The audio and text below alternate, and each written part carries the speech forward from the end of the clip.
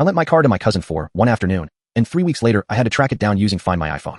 So, before anyone judges me too hard, I want to say this is the last time I ever lend anything to family without a written contract. Lesson learned, the hard way. I'm Nathan, I'm 27, and my cousin Tyler asked me back in May if he could borrow my car for literally just one afternoon to help a friend move a couch. Seemed harmless. I said sure, tossed him the keys, figured I'd have it back by dinner. Dinner came and went. I texted him, no response. I figured he was just busy with the move, gave him the benefit of a doubt. The next morning, still nothing. I called him, and he picked up, sounding weirdly casual, and said, "Oh yeah, sorry man. The move turned into a whole thing. I'll bring it back tomorrow."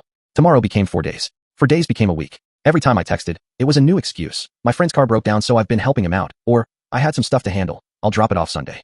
Sunday came. No car. No Tyler. By week 2, I was calling him multiple times a day, and he started straight up not answering. I texted our aunt, his mom, just to ask if she'd heard from him, trying not to sound too alarmed, and she said he'd mentioned borrowing a car from a friend to get around, which, sure, that tracked, except the friend was me, and I hadn't agreed to an indefinite loan. I'm sitting there, no car, taking the bus to work, paying for an Uber when I'm running late, and I finally remembered I'd set up Find My iPhone sharing with him months ago for an unrelated reason, back when we were planning a road trip that never happened. I opened the app. There was my car, sitting in a parking lot 2 towns over, hadn't moved in 2 days according to the location history. I drove out there with my buddy Kevin, half expecting some dramatic confrontation. Turns out Tyler had been staying with a girl he'd been seeing for like 3 weeks, hadn't told anyone in the family, and had just been using my car the entire time to get to and from her place, plus his actual job, without saying a single word to me about any of it. He saw me walk up and just said, "Oh, hey man," like I'd run into him at the grocery store and not track down my own vehicle using a location pin. I didn't even yell. I just held my hand out for the keys. He handed them over, mumbled something about meaning to bring it back, and I drove off without really saying much else. The family found out eventually, mostly because his mom asked me directly why I looked so annoyed at the next gathering, and I just told her exactly what happened,